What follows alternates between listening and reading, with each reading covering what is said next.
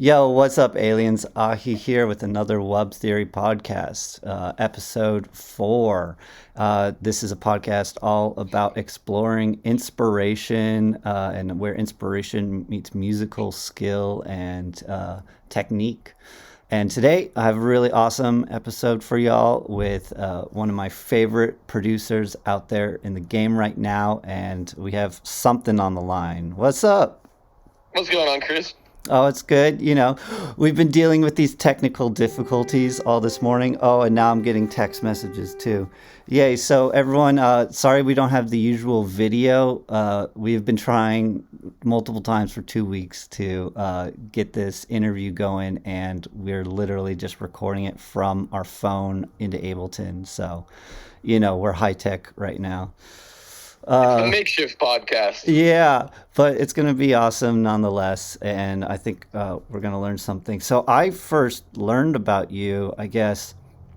I forgot somehow someone sent me your music, or I just found it on, found it on SoundCloud. And I was just like, oh my goodness, someone else that is obsessed with 100 BPM music as much as I am. That's right. Like, what got you into it?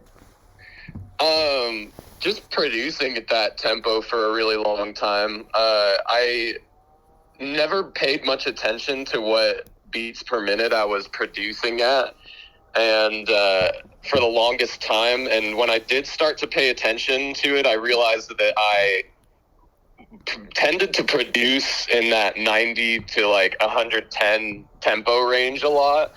And that kind of got me like scouring for other music like that, and kind of gave me a crash course on like New Orleans bounce and like light feet, some of the like Bay Area hip hop, and kind of had to like deconstruct where that influence came from. And for me, like, I'm not a 90s kid. Like I don't live in New Orleans. I was listening to like, I came up on like them Franchise Boys and other kind of Atlanta hip hop groups that would do stuff at that tempo. But upon studying this tempo range, it's brought me into like an understanding of a lot of other like artists that had paved the way for that sound and tempo range, like to be put on the radio.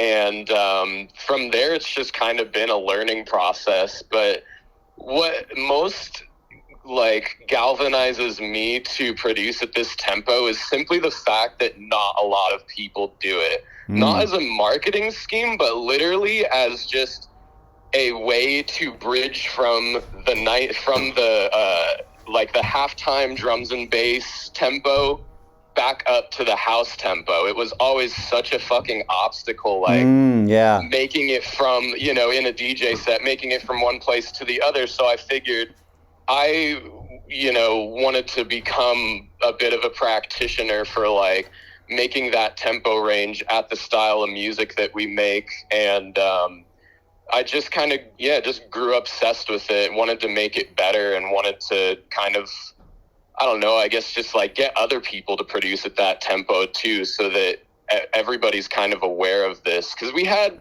it's like we have a lot of, what's it called, like mid-tempo music that was coming up in like the 2010s, like the M Machine and shit like that. Yeah. That even like Gesaffelstein was kind of on the techno side of that. Yeah, the industrial vibe. Real French sound, you know what I'm saying? Like real kind of like, I don't know what else to compare it to. And then we've got like the Latin kind of sound at that tempo is like your Moombaton, highly popularized. Yeah. But it was funny to me that like the American iteration of that beat pattern, of the tremolo kick pattern, never really like caught on necessarily. It's kind of fascinating to me. So I figure it's only a matter of time before more people kind of start to play around with that tempo. And I wanted to just I guess, get ahead of the curve a little bit and start practicing and try to become an expert. Well, it did have a little bit of North American mainstream appeal with twerk, in like the 2013, 2014, yep. 2013. I mean, 20, turned down for what? But DJ Snake, I know he's French, but like that and was, it was huge. Like it was because with festival trap, with like EDM trap becoming popularized, it was sort of like the two genders of trap music. You've got like you got like your 140s, you've got like your twerk music. These two separate areas that artists were producing at that time. So it was fucking hysterical. And the way that twerk music aged is it like, for whatever reason, it aged really poorly, which in my brain is just sort like, I don't know how to describe it. It kind of seems like a racist thing to me, but eventually it's as the like, and same with the trap, like the EDM trap style kind of died out of popularity. So, yeah. But yeah, we've seen like a big boom, a big like resurgence of like the trap 2 artists and people kind of reviving festival trap, and nobody reviving, the twerk music or anything along those lines. I So 100% feel you.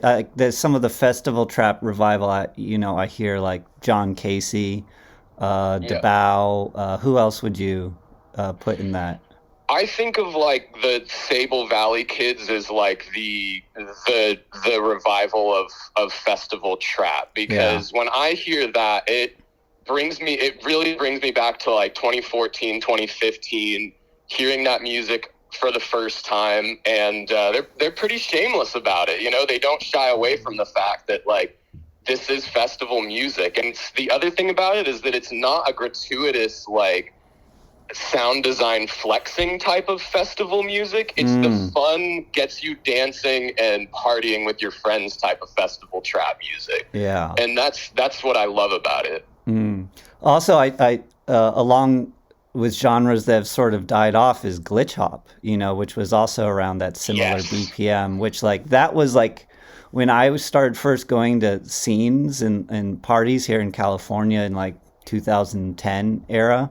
It was like world influenced glitch hop, where it was like, like ethereal female vocals or like, some Eastern samples or something like that over glitch hop beats.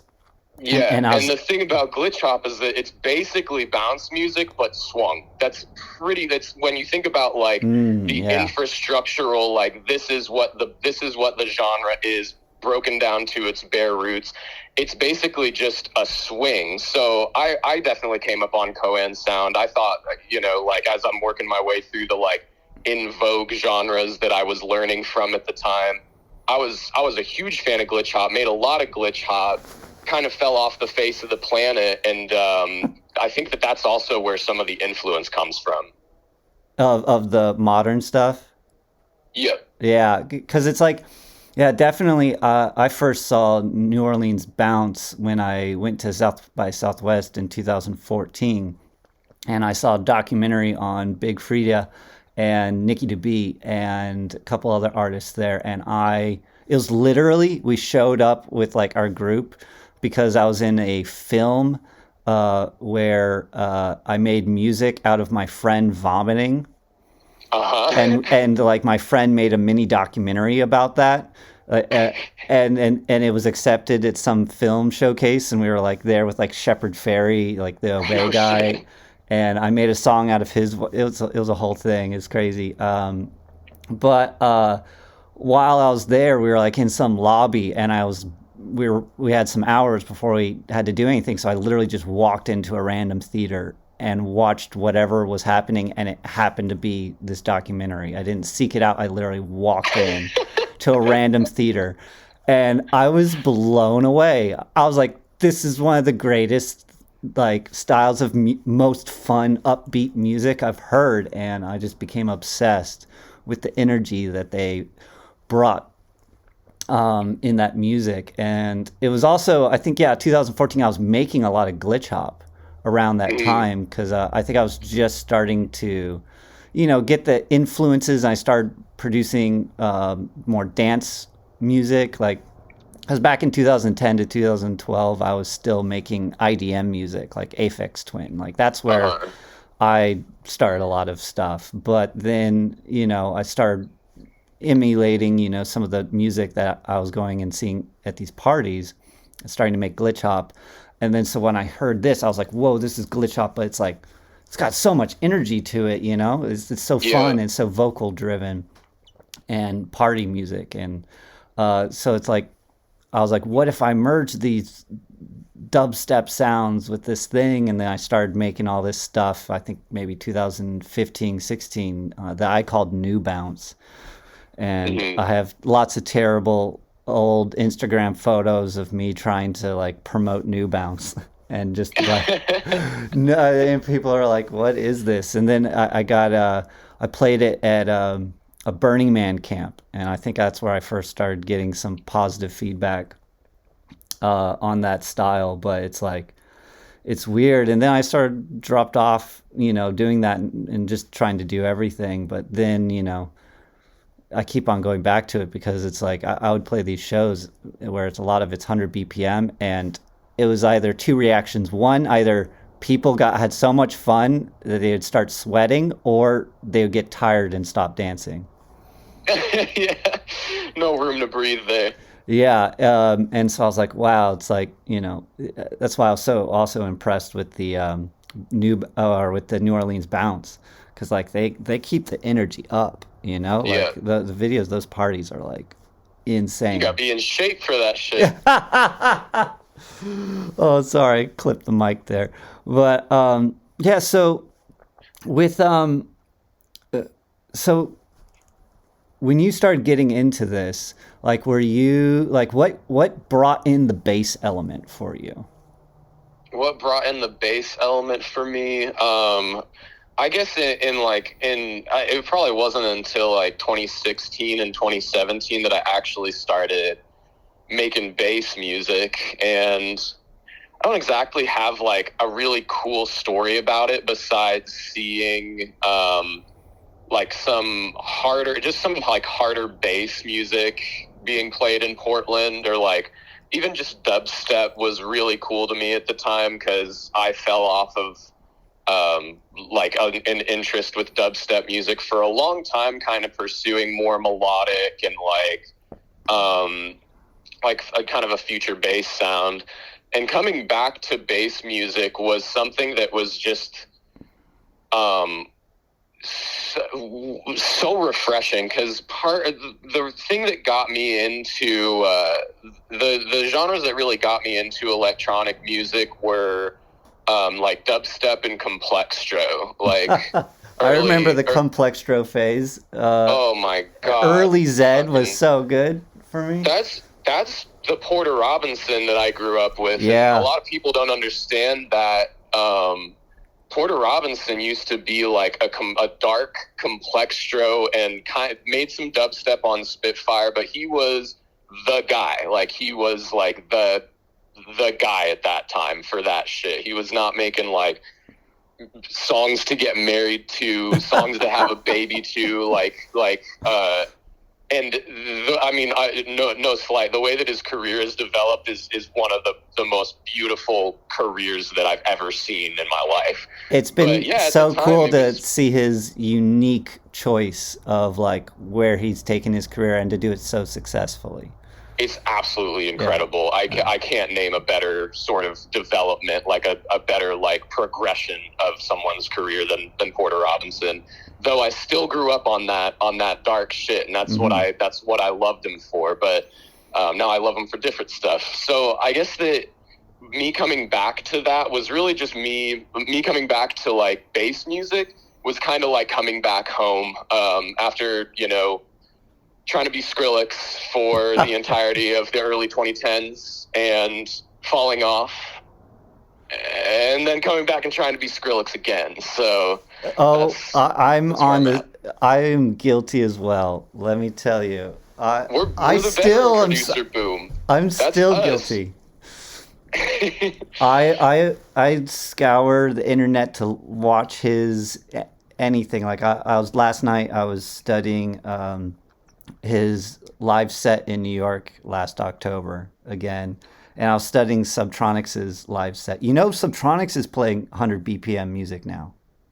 Oh no, I don't doubt it. Yeah, it was It's next. it almost sounded like a collab with LS Dream. It Interesting. was maybe more like 95 ish. Yeah. And that's another artist I want to talk about in the 100 BPM range, is just seeing like Ella's Dream, you know, almost come out of nowhere with like that new glitch hop, like with weird Wookiee bass sound. Like it just exploded out of nowhere. It's so cool. He's playing our song now on his tour, Yeah, let's go. you know? I Um, heard that edit. Yeah, he sent us that edit, which, you know, I don't know if people will be able to hear that. You got to go see Ellis Dream live to hear his edit of our tune, The Action, which has been trending number one on SoundCloud for like a week, which is just maybe more. I don't know. I haven't checked it in a minute, but oh my God, I've never had a trending track before, so I'm so stoked Yeah, for us. same. Definitely same boat. Yeah, and it's just cool to see people's reactions where a lot of people are like, oh my God, finally something fresh. Yeah. And it's so funny because, you know, we've been working on it for 2 years. I know. I was really surprised to see the reaction because 2 years is just enough time for me to get like sick of a track. Like obviously I still think it's dope. I still play it in my sets. Yeah. But that 2 years period is long enough for you to completely forget how dope the track is Uh-huh. until it's released. Yeah, that 2 years is definitely, it's like we're in a new phase is just being a producer, you know? Like, and so it's cool that something has that longevity, Yeah. you know? I think, you know, going back, actually, I want to go back to the Skrillex thing, is because I think, you know, like his, what's that, Show Tracks EP? You know, Yeah. some of those he was playing out for years as well, Uh-huh. and then they finally were released, and then they became even bigger. You know, and I think there's something about building up that hype that I think is interesting. But to go on to Skrillex, like, were you like up late, super late, like trying to figure out, oh, how does Skrillex make this sound, or how does he mix this? And Of course. And it was someone made a tweet the other day about how kids are so lucky today that they can just subscribe to Coan Sound's Patreon and they'll teach you how to make all their basses. Because in the early 2010s, we were scouring forums and people would only get so far as to say, like, it's made in FMA. He said it on an interview. yeah, Every goddamn producer and their mom, like, goes out and buys FMA, tries to figure out how Skrillex made the Scary Monsters and Nice Sprites bass. And that was the beginning of my music career. Was literally, I can't stress enough as to how literal a sense it was that I was just trying to make. Okay, here's a way of wording it, is that your value as a producer was directly correlated to how well you could redesign the Skrillex basses. That was oh your my value. God, oh my God, That was how good of a producer you are. And the SoundCloud comments let you know that. What a lot of people don't know about that period too is that SoundCloud comments were fucking savage. If they thought that your bass was shit, they would let you know. They would attack you. They would get all their friends to attack you. You've got a much more positive environment on the SoundCloud comments now. wow. Yeah, I remember that era as well. I struggled hard with SoundCloud during that era. Yeah. Just because, like, you know, I wasn't as good of a producer as I am now, you know? Yeah, But I deserved all the trash talk that I got, and it made me a better producer. But I'm glad it's not like that anymore. yeah. Yeah, I think overall, just in the scene, you know, I think, well, one can hope that just positivity is encouraged. But man, so with you, it's so funny because I relate to that your story about like trying to get as close to the Skrillex growl as possible. Um, because like I definitely went through that exact same phase where it's just Yep. like how is this possible? And now it's like you can literally download so many presets, but still it doesn't match up, honestly. Yep. There's It still doesn't. something about certain tonalities that just blow me away. And like I did the recreation. Honestly, doing recreations of tracks is really helpful. Yeah, I saw the supersonic. Yeah, yeah, the Yeah. supersonic recreation, which I feel like I got all the sounds. I got all the like the source materials correct, but I didn't get the tonality and compression ratios correct. Yeah. Like all the sounds that were there, I was like, okay, I put like a crash, a breaking glass where there's breaking glass, I put a hi hat where there's a hi hat, a kick where there's a kick, and I can match the sound like pretty closely. But in terms of like, yeah, something about the compression ratio, and then also this is my next challenge that I'm trying to make a YouTube tutorial about, which I need to succeed at before I do it. But learning his stereo separation, Hmm. because like when I listen to like say like a track of "He Who Must Not Be Named" in the bass music world, Hmm. uh, everything in the track is wide. Hmm. Um, or I'll listen to a lot of producers and the whole track is wide, but with Skrillex only certain sounds are wide. It's surgical. Yeah, yeah. And so it's like, and it's also weird because it's like I can widen something but it doesn't have the same type of effect. It's like some weird like out of phasiness that's like controlled. Yeah. And yeah, that's my next tutorial journey. Stereo separation is like a huge cheat code if you can figure it out, but Lord knows I haven't figured it out yet. As for just like getting everything to sit properly in a mix. Yeah. Well, I think we did pretty good with those like OTT glitches in the song. Hmm. Because I think most of the bass is like pretty. I wish we could dive into the project. I will dive into the project after our conversation here. I wish you could join us, but uh, we'll do that. We're just dealing with the limited technology robots that we're dealing with right now.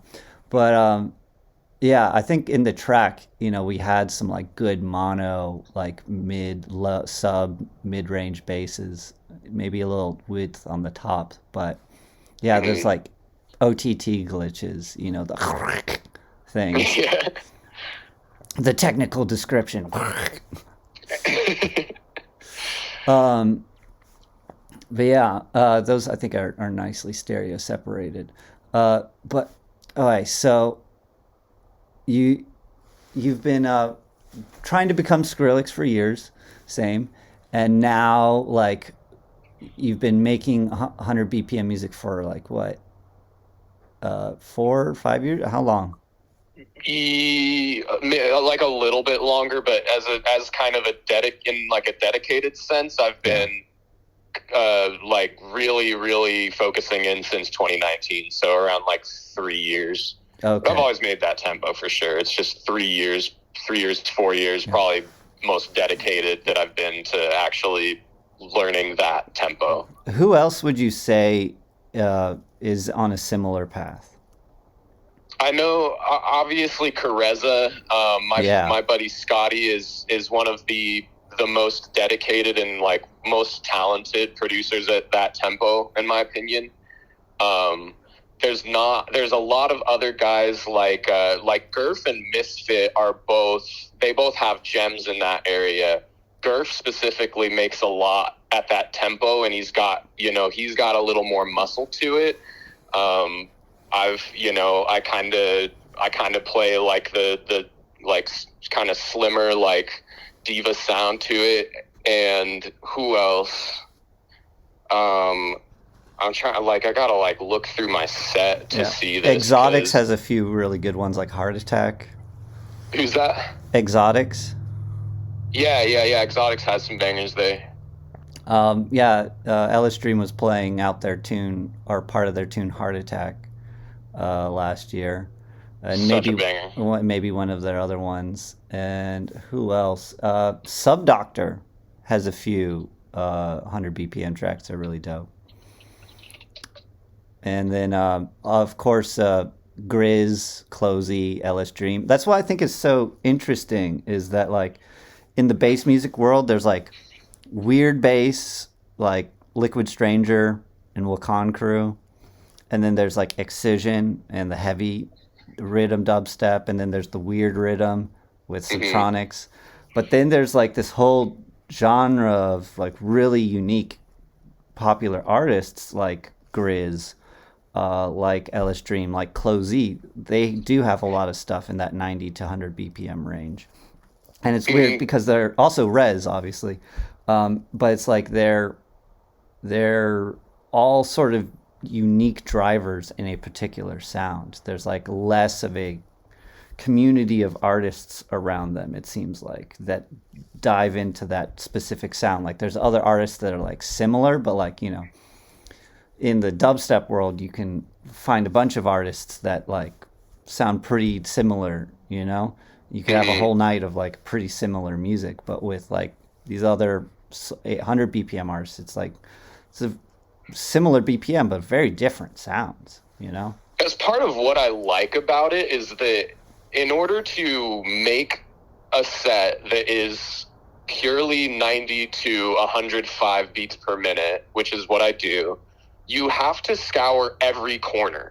So everybody, I think that most artists have at least one song in that tempo range, but there's no artists that only, you know, there's a ton of house artists, there's a ton of dubstep artists, rhythm artists, there's a lot of drums and bass artists who only produce at a specific tempo range. You can find everybody's got probably 100 beats per minute banger, and nobody is only 100 beats per minute bangers. So you have to scour, and it brings me into sort of different artists as I'm looking for these Easter eggs of tracks. It puts me on the music that I didn't think that I would, you know, that I might not like look at otherwise. And it's been kind of a cool like learning process, and like learning how to dig and find these tracks that I, you know, like enough to play out. And it's fun. Like it's just really fun. You don't get that with like house. You don't have to go Easter egg hunting for house. You know what I'm saying? Yeah, well, there's so much house, you know, it's, you know, you have a lot more to choose from.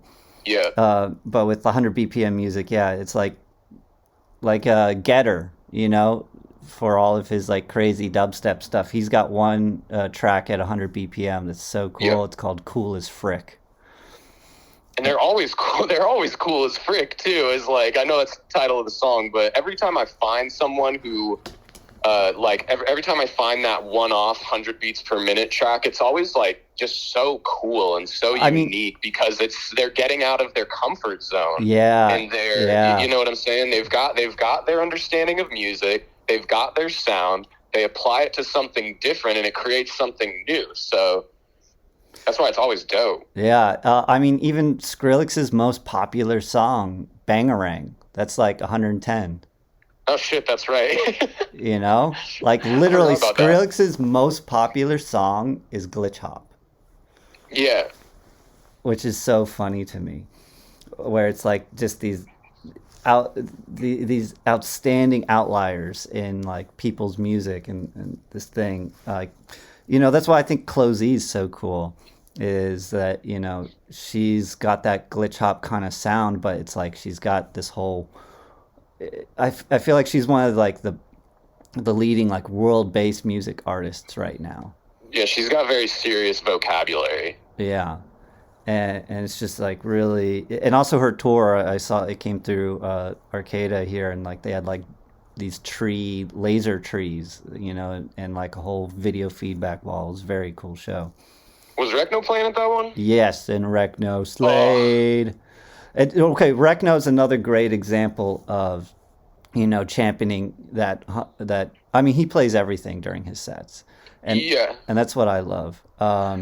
Like his track with Grizz, Medusa. Like, oh my God, like that's such a banger of 100 BPM track. I also have to mention, of course, like generally when Recno is at 100 or somewhere around those lines, it's. I saw the chat you did with Jordan Moody and Uju. One of the first like Yeah, one of the first like 100 beats per minute tracks I made that popped off was "Fuck It Up" with Jordan Moody, and he's same deal. He's got vocabulary at that tempo Oh range. yeah, He knows how to work it, we can't forget and Jordan Moody and Uju. We love them. yeah, those guys are fucking wild. The indie boys. Yeah. Um, yeah, so it's like really cool. Also, I'm learning of this other artist. We've been messaging this last week, Hershey. Yes, Hershey. I am just learning about her music like this last week. I think Rekno posted something that they were working on. Didn't you remix her collab with his Remix Pansy EP? I remixed. I think you remixed this. Did you remix a little bit? Hey Alexa. No, no. I remixed Hieroglyphs. That's right. That's right. That's another one. But yeah, the Recno gave me like the option of any of the tracks on that EP, and I was thinking about remixing Hieroglyphs, but I'm like, what am I gonna do? Just like flip it into the same track? So I wanted to take one that was like at a different tempo range Yeah. and bring it down to 100. Oh, yeah. And I just wanted to make it like that was probably my most like Nola Bounce inspired track because That's so fun. it's pretty indiscreet. And that was, yeah, I pretty much just wanted it to be like the hip hop like bounce track. Wasn't really trying to make a bass song or anything like that. It's so fun. There's so many awesome remixes on that whole EP. But you just got me thinking, and with like rhythm and dubstep, there's like dub culture, where people are sharing IDs and whatnot, and even in house music, there's like a whole culture around like the producers and whatnot, and so it's something I've always wanted to see within 100 BPM music. It's just like more people sharing, like IDs, sharing like vibes. So it builds up a music community around that vibe, and I see like you can't force that kind of thing. It's got to be built Yep. around the hype and the interest of the I have music. tried to force it. In what way? I put together a Discord of like 100 beats per minute producers, but at the end of the day, it's like really, really small and in between. And I'm also really shitty at managing Discords. So that fell off the face of the planet. And plus just, I guess, yeah, just kind of being loud about like, this is what I'm doing. Like if you're listening to my music and you like it, it's because it's at this tempo range. Uh-huh. It's because it's inspired by bounce music, and it's not like it's something, yeah, it's not something that just catches on because you tell it to. Yeah, exactly. But for whatever reason, our track has caught on this recently, so that's encouraging. Maybe it's just a right time, right place kind of thing. I think it is about time. Like I said, the festival trap boom of like 2013 came with twerk music probably like maybe like a year or two later, and seeing the festival boom of like, or the festival trap boom like revitalization of that's kind of been the last 2 years. I wouldn't be surprised if there are a lot of people producing it at 100 beats per minute these next few years, but I could also just be wrong. At the end of the day, it's I can't call it. I can't really call it, but it would make sense. It'd be appropriate. Yeah, it also that it does take leaders, in a space. That's the one thing I really admire about Excision, is that throughout the years he has really developed a community and not just of fans, but of also artists. You know, like Mhm. he's helped out so many artists and he's pushed dubstep like through all of its iterations Yeah. over the last 10 plus years. You know, and you know, some people, I guess, like Grizz, I saw, you know, he makes a lot of dubstep now, but like his early stuff was almost all glitch hop. Yeah. You know, that's when I I remember that. first saw Grizz was at Lightning in a Bottle in like 2013, 14, I can't remember. And yeah, it's just been so cool to just see him explode, and so many of my favorite tracks of his are around that 100 BPM range. I'm going to be making a Spotify playlist of 100 BPM bangers to help promote I'll our send you song. some shit. Oh, please do. You know I've Please. got I've got a I library. know you've got amazing stuff to put in there. And I'm trying to do on Spotify. So that's another thing is a lot of people put out stuff on SoundCloud, which I can't include on a Spotify playlist. Um, Anything on Spotify is free game. But yeah, it's yeah. So I don't know. Part of me also wants to like help cultivate that kind of thing, but also I'm inspired by so many different things. It's annoying and maybe a detriment. Yeah. But also I have to follow inspiration. You know, Yeah. inspiration is the. I think that's like when we were when you were showing me. So how this collab came about, the action was that, you know, we met up online and you showed me a bunch of tracks that you were working on. I think you showed me the action first and you're like, I think this one. Yeah. And then when I saw it, I was just like, oh, this is really cool. But also it's at C. So Of I'm like, course. and so I'm like, can I make that work? And it was 2 years ago, and it was just around the time when speakers were really starting to be able to hit that note properly, Uh-huh. you know. And so I think that had a little bit of influence because a lot of parties, you know, beforehand, you know, it was like the keys like E, F, G, and A were more popular. And then as rhythm came in, you know, D and D sharp started getting more popular. And then, you know, Hmm. take it even lower, that's C. And, you know, I will say, like, I have played at some parties where the C hits harder than any other note.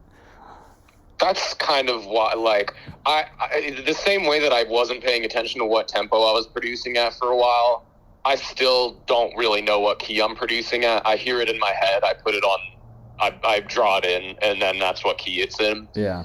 But there is something about the low C that I think is like one of the sexiest sub sounds that you can get if you can get it to hit right, because it's a flex, right? Like, Yeah. it's not supposed to ring out like that. If you can get it to do that, that's a flex. And that also just, that low rumble is like what I really like. So I will defend writing in C despite being slightly ashamed of which.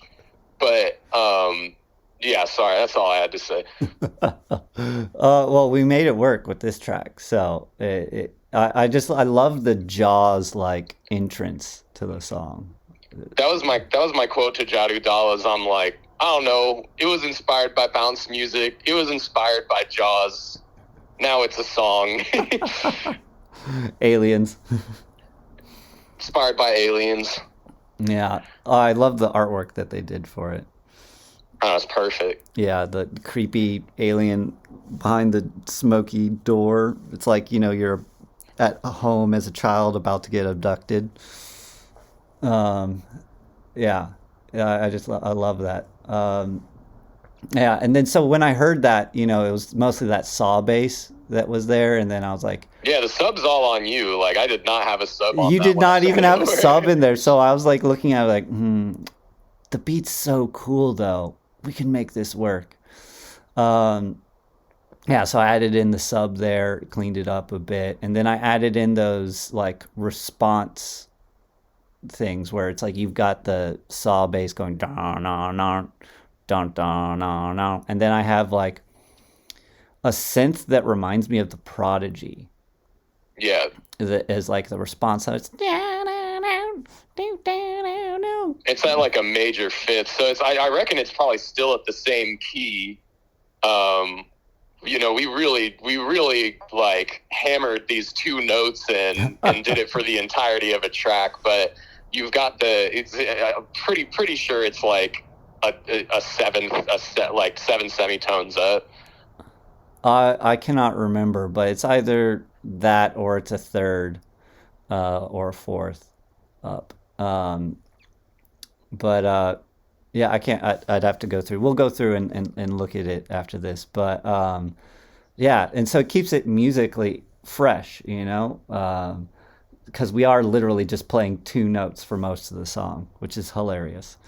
That's all you need. Yeah, two notes, a dope beat, and Syrah's samples. That's right. Dude, and what's so cool to tie it back around, full circle, like, Syrah, is she on Bangarang? I think it's Syra. I think Syra's on Kyoto. She's on a couple tracks. I feel like one of her samples was in Bangarang. Bangarang is Cyrus, and shouts to all my lost boys or whatever. Yeah, that's what I'm saying. And so it's like my favorite Skrillex track. I don't know if it's my favorite of his. It's one of them for sure. It's hard for me to choose a favorite Skrillex track. Obviously. Yeah, but basically all of them. Yeah, so it's just so cool that like she made a sample pack and like we got to use it in a way that like wasn't cheesy and it was new and it like retained her just awesome badassery. I was eating Fun Dip in the studio, not giving a fuck working on that track. Not giving a fuck. But yeah, we got to try on the Skrillex outfit for real with the Syra vocals. Yeah, and I think that's so cool is like, I just, being able to use anything as a creative paintbrush. Just like nothing's off limits. And that's what I feel like is the freedom that 100 BPM range has, is because there's no set formula around it. It allows people to really explore. And that's why we get such a diverse range of music in that BPM, even though I'll say it's diverse, but it's not like huge. Like there's not a lot of it, but within the stuff that there is in it, it's very diverse. Mm-hmm. Well, you got to really think outside the box to keep that tempo interesting, because outside of like the glitch hop context, 100 beats per minute has basically no pocket. There's not really like enough timing in between each beat to give it a little swing and give it a little jitter this way. It's pretty much just like, at least for like I said, outside of the glitch hop context, I'm talking about bounce, where it's like quantized kick patterns for the most part. You've got to find different ways to keep it interesting and speed it up and make it, sound like it's speeding up or slowing down. And I think that limitation it makes for a lot of creativity for people to kind of innovate and find different ways to keep things interesting. So when you feel the music, like when you're like playing it, do you feel it at like da da da da da da, like I'm doing like, do you feel it at 100 or do you feel it at 200? Because I feel it at 200. Depends on the track, I guess. Because I feel like that's like a thing that's unique with twerk music and bounce music. I feel like it's, even though it's at 100, I feel the counts at 200. I think they've got those 16th note hat rhythms a lot of the time. Well, exactly. That's exactly specifically it. With if you think about like Trigger Man, like that pocket is specifically like reliant on 16th notes. And then the breathers, you know, the parts where it takes the 16th notes out, that's where you give people room to breathe. Yeah. Because like I feel like Rez's music is very clearly 100 BPM. Yes. You know? Oh, I see what you're saying. Yeah. So with the tremolo rhythm or the hip hop rhythm, it definitely makes it sound a lot faster. But I'm not a big mid tempo head like that. Like I kind of my knowledge of that world kind of stops at like Gesaffelstein, the M Machine, Rez, and I'm trying to remember another one. I'm always going to have to leave a couple names out. There's Death Pact in 1788 L. Yeah. That's it. Though I don't think they really make 100 BPM music. They're more around 90 often. Yeah. Yeah, those are also some other artists. But you know what I mean by where it's like New Orleans is felt like when Big Freedia is like wobble wobble wobble wobble wobble wobble wobble wobble wobble, you know, it's like I'm bobbing my head at 200 beats per minute at that point. With Rez, like the edge, it's like bunk gunk gunk gunk gunk gunk. That's like yes 100. Yes. I was like, I think about that all the time. I 100% agree. I was trying to kind of figure out where you're coming from there, but that beat pattern, specifically the way that it cuts up the subdivisions in between bars, definitely makes bounce read as way faster than it actually is. Yeah. And I think that's so interesting because, like, I don't know, it's so hype, you know, it gets you jumping, but I guess like people get tired, you know, because like I've played a lot of shows and I noticed that with some crowds, they either can go and they want to go harder, or other crowds just like are confused by it and don't really know what to do. But if I sprinkle it in occasionally, then it's totally okay. Because like that's what I see, like Subtronics doing, where he'll sprinkle in a couple tracks here and there, or Grizz. Like his sets now are like, I studied his Space Camp one, and he basically starts at 150 and then goes to 100 and then goes back up to 150.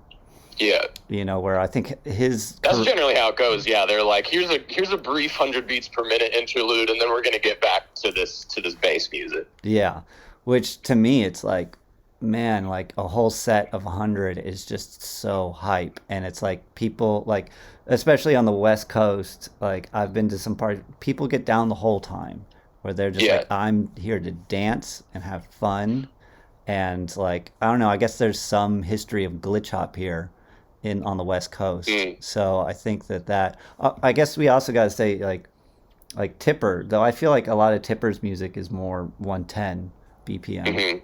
Like Opio too, you know, he has some 100 BPM stuff, but I mean that's how my partner and I met 8 years ago was oh no shit. Yeah, at an Opio show, or actually first at a Tipper show and then the next weekend at an Opio show. So it's a love story for the ages. Yeah, like dude. So our first conversation was in pure gibberish, like hieroglyphs. Like literally, we had a 5-minute conversation in gibberish to a Tipper set, and then parted ways, and like did not see each other until the next weekend. And then we're like, oh, there's that person I spoke gibberish with. They were really cool. I should hang out with them. And then we've been together for 8 years. That's fucking hysterical. Yeah. So I feel like, you know, on the West Coast, like there's history of at least glitch hop that and then also, you know, like I feel like there's definitely some 100 BPM stuff in the hyphy, like hyphy rap music, you know? Like, I can't, I didn't grow up in the Bay, so I can't remember all those song names. My partner would be able to, though. But like, what am I thinking of? You're thinking of kind of like almost like G-Funk type of shit. I'm thinking of Whistle. It's the Whistle song. Oh shit, yeah. Do you know what I'm saying? Yeah, I can't. that's Or salt, I can't salt. fucking remember. There's like that salt and not salt and pepper, but oh, I can't believe I'm blanking on this right now. The Whisper song, Yin Yang Oh, Twins. the Yin Yang Twins. Yeah, Like I don't know where they're from, uh, but like that. I think the Whisper songs that's at 100 BPM. yeah. So it's like people here on the West Coast definitely have like a history of dancing to that kind of beat. Uh-huh. So I feel like it's accepted more. But I do see like people like, I mean, even Liquid Stranger, he'll play some 100 beats per minute, or Ellis Dream's got a lot of 90, 100 beat PM, and then I'll see Grizz, playing on the East Coast. He definitely has a lot of hundreds. So, and Closey, I mean, she had a whole sold out tour. So it's like there's these really interesting pockets of it. And I think as for the energy surrounding this tempo range, I think that I think, like as for where I'm at, like in my career right now, is that I've been making very, very high energy, like bass music for the past, or like, bounce music for the past 3 years. Mm. And at this point, I've got enough, Yeah. and other people are starting to make more of that style. And I decided that I just kind of want to get into an area where I'm making more like tracks that I can kind of use as a utility to let the room breathe a little bit while still maintaining at that tempo range. So it's practically like the techno, like tech house version of bounce music is what I'm kind of producing right now, just to expand my vocabulary. I definitely think that it's getting me into a more technical headspace where I'm a little bit less OTT crazy, a little bit less OTT happy, and a little more like, let's focus on actually spacing out the track and giving it getting it a good mix. And so that's where I'm at, coming from like one of the hypiest bounce tunes being released on Jadu Dala. From here, it's basically just letting people breathe and focusing more on just like a pocket. So I hope people aren't disappointed by that. But I'm definitely about to roll out some Where's the Drop type beats, and I'm pretty excited about it because it's going to help me create a more balanced set. It's going to help me sort of kind of study this like pop sensibility, this techno sensibility, and expand my skill set as a producer. And that's kind of what I'm focusing right now, is like giving people room to breathe while still maintaining that tempo. Because like I said, like I love listening to sets of all different types of like when I'm going to a set, I want to hear lots of different tempo ranges. I stick around 90 to 105. It's what I do. It's a study. It's sort of a learning process, and it's kind of helping me understand how music works a little bit better, to give myself that one limitation that I can explore anything else, any other subsets of this music shit, and still have enough of a limitation to sort of give me direction. Yeah. I also, you made me think, like, I just realized, like, pop music really popular at 100 BPM. Oh yeah, a lot of the shit you listen to on the radio is like, it's also pretty popular. It's also pretty popular in cinema music. Like a lot, like those kind of like, just those drum rhythms that you might hear while suspense is building in a cinema. Like I don't know, like count out the next movie that you see, the next few movies that you see, like count out some of the soundtracks. You'll realize that a lot of them are using that dun dun dun dun dun. Yeah. It's pretty popular everywhere else except I think for EDM. I think with one of the most popular songs in the world, that Ed Sheeran "Shape of You" track is at 100 BPM. Fuck no. I had never thought about that. Lord knows you will never hear me catching that. You never catch me playing that in a set. No, "The Shape of You" into twerk. Not a fan. Not a fan. And then I think what was "Shake It Off"? I think that's 100 BPM. I think that's a little slower. Maybe you're right. Yeah, I can't remember. Definitely remember looking up 100 BPM songs to like, what can I mix into my set? That's like popular songs I could do a remix of. I will say, Smash Mouth. I can't believe I play this song all the time. You talking about once All-Star? told, yes. Dude, oh my god! That track I'm counting it out in my head. I'm like, fuck no. It's 104. That's fucking hysterical. And I play that track and I drop it. I repeat the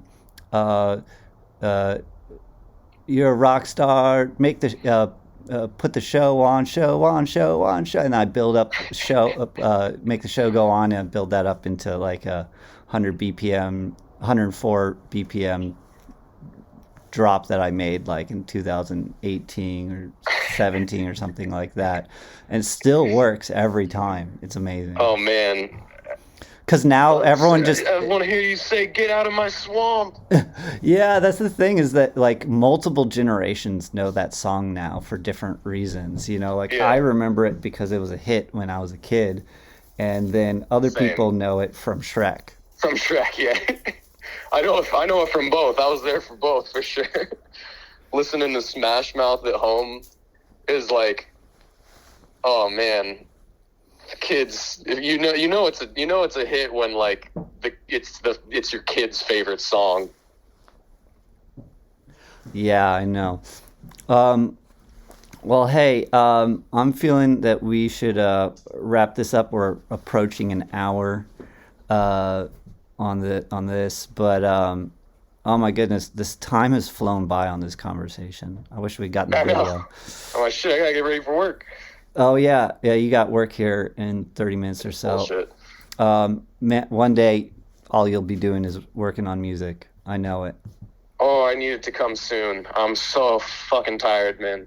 Yeah. Well, I believe in you. Like, thank you. You have such a fan in me. Like, thank you. I just adore your music and your sound and your drive, and yeah. Anyone listening, please go listen to Something's back catalog. It's so good. I love it. You're gonna find so many amazing gems. And thank you, man. I appreciate it. I believe in you too, also. Thanks. It's like a little further down the road than me, but I'm a little further down the road, but that's just I'm also older. I think. I have no idea. I assume so. I'm 30. I sure hope so. That would make me feel a lot better. Yeah, I'm 34, so I'm down there, But I've made so much terrible music in my time, and so I've gotten better over the years, and it's helped out a lot. Takes a lot of bad songs, that's for sure. Yeah, I know. I definitely tried to become Skrillex in many different forms throughout the years. And still, I never will be, and more trying to embrace myself, in my own path and things, and trying to compare myself less to other people definitely helps on the mental health side of things in the industry, because, like, any producer knows, like, the inevitable pitfalls of constant comparison. Yeah, it's also the quickest segue into copying others. And that's, I think that believing in what you have to bring to the table is the way that you really bring... Oh, hung up there. I'm going to give something a call back.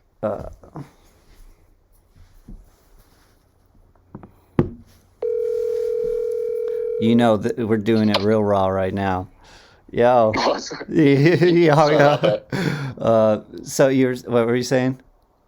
I was just saying, comparing yourself to others is the quickest way to wind up emulating others. And I think that just believing in what you have to bring to the table is the best way for you to learn how to bring something unique and fresh to the scene. And that's just my inspirational quote. I think it's important. Everyone has to get to that conclusion, to that realization a different way. And it takes everybody, I can say that I understand that, but in some ways it's like I still, I still got to get there. I still got to figure out, what it is that I bring to the table. And, yeah. Yeah, it's definitely a constant search for your own relationship with yourself and your creativity and Yep. where inspiration comes from, and just a constant listening to that. And if you can listen to it and, inspiration, and allow the inspiration to flow and go into a flow state, like that's where a lot of great art comes from. Yep. Well, cool. Where can people hear your music? Because, like, I know something, it's spelled differently. It's got the slash through the O. But on some sites, you use the underscore. Yeah, if you use the underscore instead of the O, so make it S_mething, that's how you're gonna find me on social media. And you can find me on SoundCloud and Audius and wherever music is played. On Spotify too now. Yeah. I've got some stuff on Spotify. Our tunes on Spotify. I think Yeah. SoundCloud is where I go through your stuff the most. I got to check out your Audius. I want to go through. Do you have some unique stuff on there? Yeah, I dropped a mixtape a couple years ago for a limited time on Bandcamp, and I wound up just putting it up on Audius. It's kind of it was all this shit. When I first started making 100 beats per minute, it was like my album of what I didn't make at 100 beats per minute. So it's all my other tempo ranges. It's got house, it's got dubstep and trap music, and yeah, that's what that is. You can listen to it, see what I sound like at a different tempo for once. Well, cool. It has been such a wonderful conversation with you, and working on this tune together too. It's just so cool to see, this journey of 2 years to trending #1. Yeah. And I'm so grateful that we got to create this awesome art together. Yeah, me too, man. Appreciate the convo too. Yeah, thanks for having me on the show. I really fuck with the show. Really fuck with everything that you're doing for the community, and just as an individual, I feel like by the time I'm 34, I look up to you. I hope to be a little bit like Chris. Oh, well, thank you. You'll be like you, and Yeah, I'm excited to see that. I hope we're all still around, making bangers on that next level. yeah, that's right. All right. Well, aliens, hope y'all enjoyed this. If you did, please be sure to give a like, subscribe, go over and subscribe to all of Something's channels as well. That's S_mething. And have a wonderful evening. I'll see y'all in the future. All right. Peace, aliens. Take it easy, y'all. All right.